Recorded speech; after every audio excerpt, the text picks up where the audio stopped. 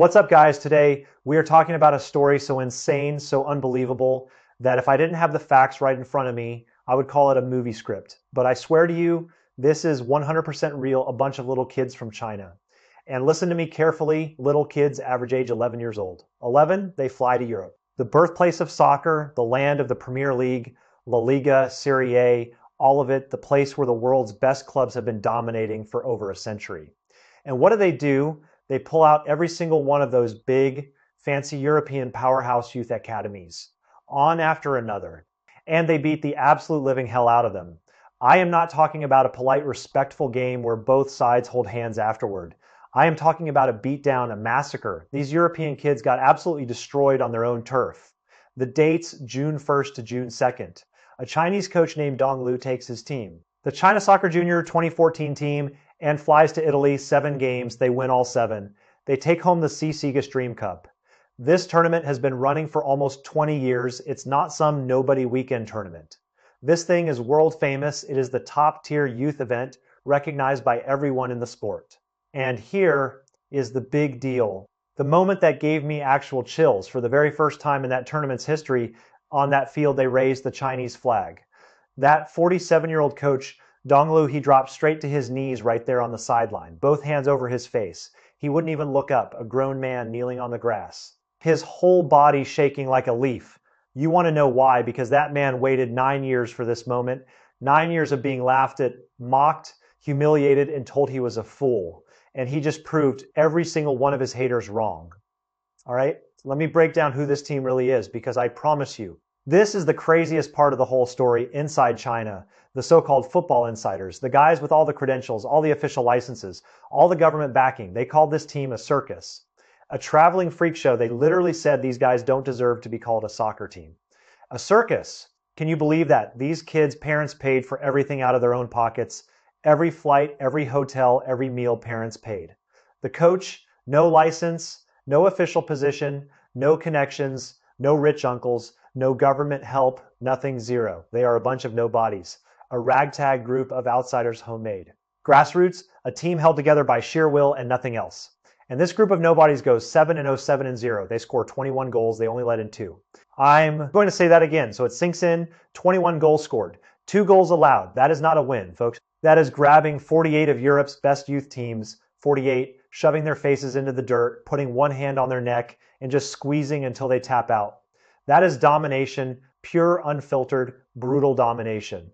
When this news got back to China, China Soccer Junior Wins title exploded to #1 trending on Weibo. And get this, even CCTV, the big state-run national news network, even they sent out a public congratulations to these kids. The same establishment that ignored them for years suddenly had to pay attention, all right? Now let's rewind the tape. Let me take you back 5 months ago, January 2026. Back then, a former Chinese national team player, a guy named Wang Xiaolong, who played for the actual national team, he publicly went after Dong Lu. He said Dong Lu's paid live streams were shady. He said a coach shouldn't be taking money from streaming. He questioned the whole operation. Then another former player, Sun Jihai, big name, big reputation, he jumps in, shares the post, and adds his own nasty little jab. And here's what he said is this youth training. Or are you running a circus? You hear that? That is where the circus nickname came from. They branded him. They tried to destroy him with words. Who is Dong Lu? He is a soccer commentator. That is his background. He talks about soccer on TV. He does not have a real coaching license. He has never been part of the official system. He is an outsider. He doesn't even have a ticket to get into the youth training club, according to these insiders. Back in 2017, he starts this project, China Soccer Junior, and here's what he did. He drove all over China, not to the big cities with fancy facilities, but to small villages, remote towns, rural areas where nobody ever looks for talent. He handpicked kids nobody ever heard of. Kids with no resources, no connections, no money, just raw potential. And his method, totally different from everyone else. No big training bases, no locking players into long-term contracts that trap them for years, no slave deals. What does he do? He pays for everything himself. He takes the kids overseas to play real games, to see the world, to go head-to-head with the absolute best teams on the planet. Not to lose, to win. 9 years, and he sinks 58 million RMB of his own money into this. Let me convert that for you Americans. That is roughly $8 million US. $8 million out of that, about 44 million RMB, which is about 6.1 million US dollars. Comes directly from his own pocket, his live stream income, and whatever sponsors he could scrape together from the bottom of the barrel, $6 million of his own money. You sit there and think about that. What kind of person burns $6 million of their own cash for 9 years for a bunch of kids nobody believed in? For a team the experts called a circus, somebody asked him straight up, what are you even doing this for? What's your angle?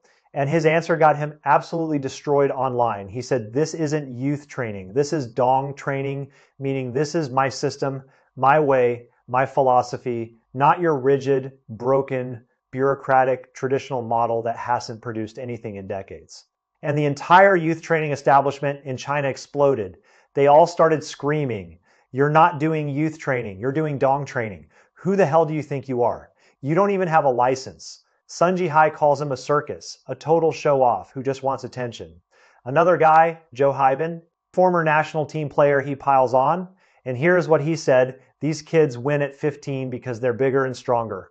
By 18, they'll be completely washed up. It's just early physical development. You hear that? He is saying these kids aren't actually good at soccer. He is saying they only win now because they grew early. Once the European kids catch up physically, the Chinese kids will disappear. They'll be nothing. But here is the thing. Here is what all these critics have in common. You ready for this? Not a single one of them, not one, has ever actually beaten Dongless team on a soccer field. Ever. 0 wins. They talk a big game. They have all the credentials, all the licenses, all the government backing. But when it is time to play, when it is time to put up or shut up, they lose every single time. 5 months later, June 2026, this outsider mocked, humiliated, laughed at for 9 straight years, gets on a plane to Italy with 14 kids, average age 11 years old. And nobody saw what happened next coming. This was not a sightseeing trip, not a learning experience, not a goodwill tour to make friends and take photos. This was a full-on massacre at what the entire world calls the Mini World Cup. The Sigismund Cup, this is the industry widely recognized U12 Mini World Cup, 48 teams. And we are not talking about nobodies. We are not talking about recreational teams. This includes official top-level youth squads from the Premier League, Serie A, Ligue 1, the Portuguese Liga, the Bundesliga, the Danish Superliga, all the big professional leagues. Everton, Fiorentina, Roma, Porto, Copenhagen, Bayer Leverkusen, you name a European powerhouse youth team, they're basically all there. These are the best of the best. These are the kids who get scouted at age 10. These are the kids with professional nutritionists and trainers. And then there is our team, 14 kids from Chinese elementary schools. No nutritionists, no professional trainers, no fancy facilities. Italy in the summer is actually pretty nice. Mild weather, comfortable, beautiful country. But for those few days in Turin, that soccer pitch might as well have been on fire, because the Chinese kids came to burn it down. Group stage, game 1. China juniors beat Italy's TTT team 2-0. The Italian kids lost, but at least they didn't get embarrassed. It was respectful. They walked off with some dignity. Game 2, 5-0. They absolutely demolished the Danish giants Copenhagen. Those Danish kids, after the first goal, they were stunned. You could see it in their eyes. By the 3rd goal, they were broken. By the 5th goal, they just wanted to go home. And here's the best part after the game. Copenhagen's entire coaching staff had faces like stone. They wouldn't say one single word to the media. Not one. You could see the frustration and humiliation written all over their faces. They had no answers. Game 3, 7-0. A complete slaughter of Italis GGR team. And listen to this, these guys were the home team, playing in their own country, in front of their own families and fans. And a bunch of 11-year-old kids from China from the other side of the world turned them into a sieve 7 goals at home. In front of everyone, they know 3 group stage games. 14 goals scored, 0 goals allowed. Perfect, absolutely perfect. The other teams didn't just lose, they got embarrassed. The Chinese expats in the stands, they went completely insane. Grown adults waving flags, jumping up and down, crying, shouting. Are these really Chinese kids? Are these really our kids? They couldn't believe what they were watching, but folks, listen to me. That was just the appetizer. The main course was still coming. The real pain was still on the menu. Round of 16 against Fiorentina's official youth team, 3-1. Clean win, no drama, no suspense. Fiorentina came, they saw, they got beat. After the game, Fiorentina's youth director gives an interview, and he says something really, really interesting. He says, the Chinese team's off-ball movement and team pressing logic exceeded our pre-match scouting predictions.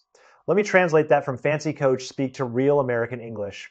We thought these Chinese kids would just run around like chickens with their heads cut off. We thought they had no tactics. Turns out They ran us over with actual soccer intelligence. We completely misread them. We got outcoached and outplayed quarterfinals against Portugal's Braga. 1-0, a tough, hard-fought grind. These kids could have folded, they could have gotten tired, but they just kept biting and never let up.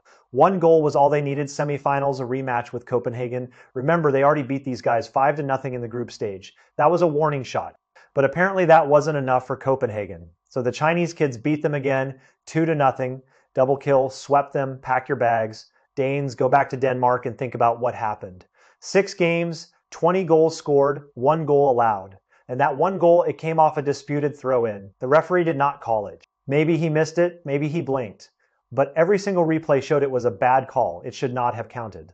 So if we are being honest, in actual open play, real soccer, no referee mistakes, these Chinese kids completely shut down every single one of those European powerhouse attacks. Not one decent goal, not one. They locked them down like Fort Knox, 6 wins in a row, they are in the final, the big one. And listen to me, heroes are not born in comfort. Heroes are not born on easy street. Heroes are born in the toughest moments under the brightest lights with the whole world watching. The night before the final light rain falling over Turin. Quiet, cold enough to feel it in your bones. Their opponent, Everton's youth team from the English Premier League, one of the most famous clubs in the world. And on Everton's side of the locker room area, it was dead quiet, no laughing, no yelling, no music blasting. That kind of quiet is scary. That is the quiet of killers getting ready to hunt. You could feel the tension through your screen, through the video, across the ocean. This is a real opponent, Everton. Their youth system is world-class. They pump tens of millions of pounds into it every single year. That is tens of millions of dollars. Their kids start professional training at 6 or 7 years old. Their fundamentals are drilled into them from the time they can walk, and physically, they are bigger, stronger, faster. They look like high school kids compared to the Chinese team. Now look at the other side. The 14 players on China Soccer Junior 2014. They come from regular elementary schools all over China, not soccer academies, regular schools. Most of them don't even have a real training field. Some practice on cracked concrete playgrounds, some in public parks with dogs running around. They get together for training camps maybe once every 3 or 4 months. Think about that. Once every 3 or 4 months, European kids train 3 or 4 times a week. Training frequency, miles behind, youth resources, miles behind, facilities, miles behind, coaching, miles behind. They are not just behind, they are in a completely different universe of disadvantage. Donglu said it himself live online the night before the final. He was honest. He said they train 3 or 4 times a week. We get together once every 3 or 4 months. We have no business being on the same field as them. And yet, here we are. But then he said something else, something rough, something full of absolute killer instinct, something that should scare every youth coach in Europe. He said if Chinese soccer wants to really take off, it is not just about starting with kids. It is about starting with winning. You don't learn to win by losing, you learn to win by winning, you hear that. He is not talking about learning, not about exchanging ideas and making friends, not about gaining valuable experience from losses. He is talking about winning, pure and simple, kill or be killed, win or go home. The final kicks off. First half, both teams are super cautious. Nobody wants to be the one who messes up and costs their team the championship. 0-0, tight tense. You could cut the air with a knife. Second half changes everything. Everton uses their size and strength. They just bully their way through, shoulder to shoulder, push, shove, and they score first.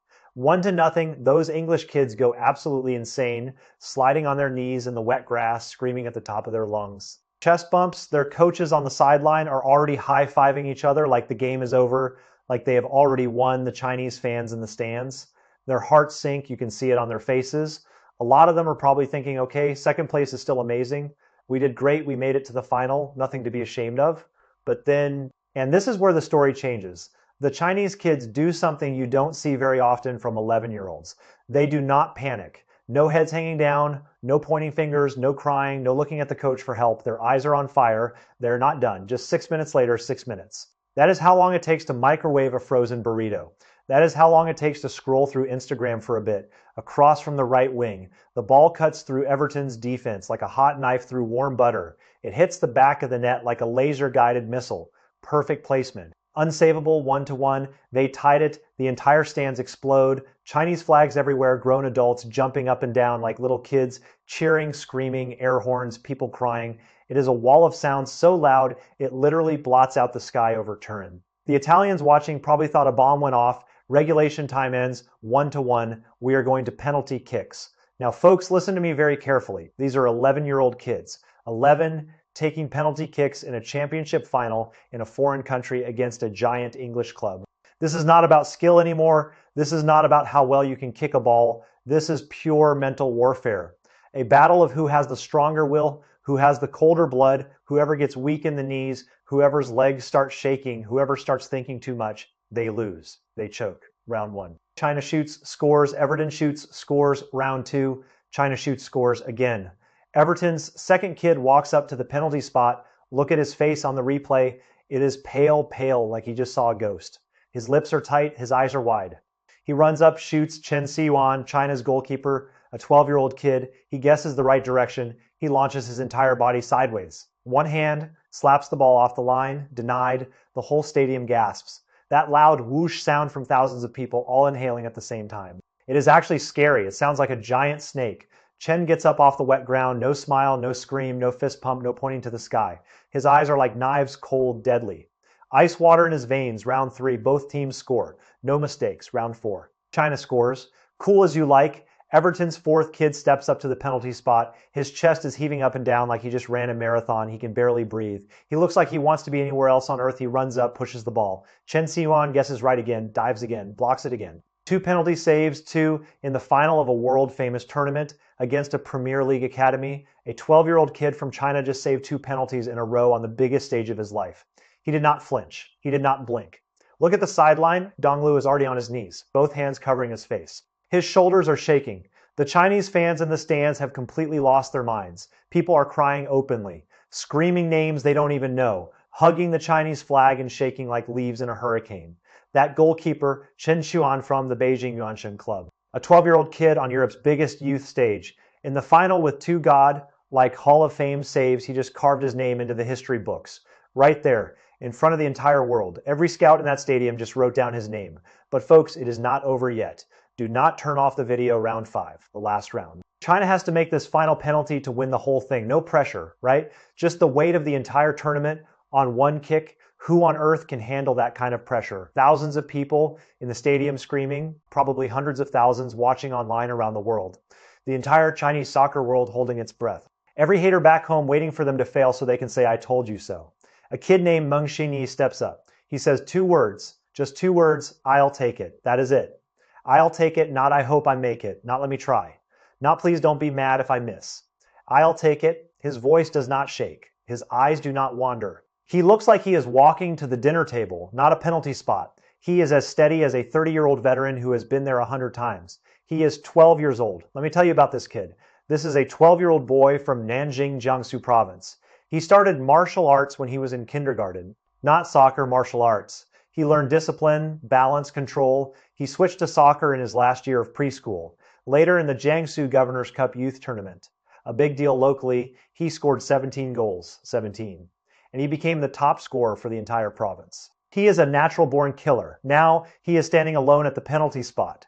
The opponent's goal in the dark Turin night looks huge and really, really far away. The goalkeeper is jumping around trying to distract him. The crowd is screaming. The moment is huge. He breathes in, slow, deep. He runs up. Stutter step to freeze the keeper. Then he just unleashes. He blasts it. The ball is a cannonball, a rocket straight to the top corner. Where the goalkeeper cannot reach it, even if he guesses right, it slams into the net like a gunshot. The whole stadium holds its breath for 1 full second, total silence. You could hear a pin drop and then explosion. The sound hits like a wave. Meng does not run around like a maniac, does not scream, does not roar, does not kneel down and cry like you see in the World Cup right there. In front of thousands of Europeans, in front of the world's cameras, he does a clean, perfect, beautiful, athletic backflip and lands on his feet like an Olympic gymnast, sticking the landing. This kid has skills. He has been training his body since kindergarten. That backflip was not an accident. That was a statement. But right then, at that exact moment, the whole world understood. That was not just a celebration. That was not just a backflip. That was a giant, screaming, disrespectful, glorious middle finger to every single European powerhouse soccer program on the planet. It was the loudest silence you have ever seen. Game over 5-4. China Soccer Junior 2014 wins the championship. All of Europe is stunned. Completely, utterly, totally stunned. These are not Americans. These are not Brazilians. These are kids from China, a country that the soccer world has never taken seriously. And they just won the mini World Cup. The next morning, European mainstream media loses its collective mind. The headlines are brutal. They are not happy, they are not gracious. They are shocked and angry. Italis Copy Sport, a real respected soccer publication, uses one word as their headline. One word: subversion. Their whole youth development system feels defeated. The article says, and I quote, "These Chinese kids focus on academics most of the time. They train far less often than European club youth teams. They have none of our resources. And yet, they put up a defensive record of only 2 goals allowed in 7 games. Among all 48 teams in this tournament, they are in a league of their own." A league of their own. Do you understand what that means? That means they are not even on the same level as the other 47 teams. They are above them looking down. The gap is not small, it is a canyon. Italis Amelia Sport comes out with an even tougher headline. 4 words: China shocks Europe, they break down the goalkeepers. 2 penalty saves frame by frame, like it is the Zapruder film of the Kennedy assassination. And their conclusion: I am going to read this to you exactly. The mental strength of these Chinese children far exceeds that of European players their age. The gap in psychological resilience is striking. You read that right. Far exceeds, not slightly better, not comparable, far exceeds. A European publication admitting that Chinese kids have more guts than their own kids, and then this is the killer. This is the one that made me put down my coffee and just stare at the screen. The Liverpool Echo in England, that is Everton's hometown newspaper. That is their local paper. They are supposed to defend their own team. They are supposed to make excuses about the referee, about the travel, about anything, but their post-game analysis reads like a confession, like they are admitting guilt to a crime. They wrote this, I am not making this up. British youth training has spent a century building physical strength. We have emphasized power, speed, and athleticism. And then we got completely outclassed by a group of Chinese kids on a technical and tactical level. We trained wrong, we prioritized the wrong things. You hear that? We trained wrong. The British, the people who invented modern soccer, the people who created the Premier League, admitting in print in their local newspaper that they trained wrong. That is not a loss. That is a reckoning. And now, and this is the most insane, the most ridiculous part of this whole unbelievable story. After these kids win the championship, after they embarrass half of European soccer, after they make world-famous clubs look like amateurs, the soccer establishment in China goes completely silent. Not a ripple, not a sound, nothing, no coverage in soccer news, one of China's biggest soccer publications, nothing in Sports Weekly, nothing on the major sports shows. The Chinese FA, the governing body, releases no statement. Not even a simple congratulations on social media, not one sentence. All those so-called experts who never shut up on TV, the ones who talk for hours about what is wrong with Chinese soccer, who criticize everyone from their comfortable chairs. Collective radio silence, not one single word from any of them. They have nothing to say. Because to say something would be to admit they were wrong for 9 years. That, my friends, is more insulting than losing the game. That is more pathetic than any defeat on the field. The kids go out and fight their hearts out. They bleed and sweat and cry. They embarrass world-famous powerhouse teams in front of the whole world. And their own people back home play dead. Like it never happened, like these kids do not exist, like their victory is an inconvenience. But here's the thing, here's what makes this story even crazier, even more satisfying. Just weeks before this win in Italy, China's U17 national team, the kids who are a few years older, got second place in the Asian Cup. That is a big deal. And that result sent them to the U17 World Cup for the first time in 21 years. 21 years. That is not a typo. Now check this out. On that national team's 23-man roster, the team that just qualified for the World Cup, 10 or 11 of those players came directly from Dongless China Soccer Junior program. The same program they called a circus. The same players they said would be washed up by 18. The same kids the experts said were just early bloomers. Do you see it now? Do you understand what is happening? The kids they mocked for 9 years, the kids they called a traveling freak show. The kids they said do not deserve to be called a soccer team. Those kids are not the future. They are not some distant hope. They are the present. They are becoming Chinese soccer's backbone right now, in real time, while the so-called experts sit at home with their mouths shut. The Turin Championship trophy is still shining somewhere in China right now, but those kids are already looking for their next prey. They are not stopping here. They are not satisfied with one trophy. They are hungry. They want more. That backflip from Meng Xinyi, those 2 impossible saves from Chen Xiyuan, that game tying cross that ripped Everton's defense to shreds. I guarantee you, I promise you, those moments are going to be a recurring nightmare in every European youth coach head for years. They will wake up at 3 in the morning in a cold sweat thinking about these Chinese kids. They will show the video to their own players and say, do not let this happen to you. Donglu said something once. I'm going to leave you with this. It is a little rough, a little sharp around the edges, But it is the absolute truth, he said. If Chinese soccer wants to truly rise, we do not just start with kids, we start with winning. You cannot build a winning culture by losing gracefully. You build it by winning over and over. Until they are afraid of you, every single win is a solid, concrete step toward a better future. Every trophy is a brick in the wall, no government help, no fancy system handed down from above, no official positions, no favors from powerful people, no safety net, no help from anyone. Just one outsider, one guy who was mocked for 9 years, laughed at, humiliated, called a circus ringmaster, told he was destroying kids, and he refused to bow, he refused to quit. He just kept going, and 14 kids who looked at a penalty shootout in a championship final against an English Premier League academy and said, I'll take it. June 2nd, 2026, Turin, Italy, 14 Chinese kids just flipped half of European soccer upside down. They turned the Mini World Cup into their own personal highlight reel, not with imagination, not with luck, not with the referee giving them calls, not with home field advantage. With 21 goals, 2 goals allowed, 7 wins, 0 losses, and one absolutely killer, disrespectful, beautiful, perfect backflip. They told the entire world, every powerhouse, every expert, every hater, every doubter, in the most direct, brutal, no BS way possible. Chinese soccer is not here to pay tuition. Chinese soccer is here to collect the debt with interest. All right? That is the episode. You liked it? You hated it? You think I am crazy? You think I am overhyping it? Hit me in the comments. Tell me what you think. Tell me if you want more stories like this. I will see you guys next time. Peace out.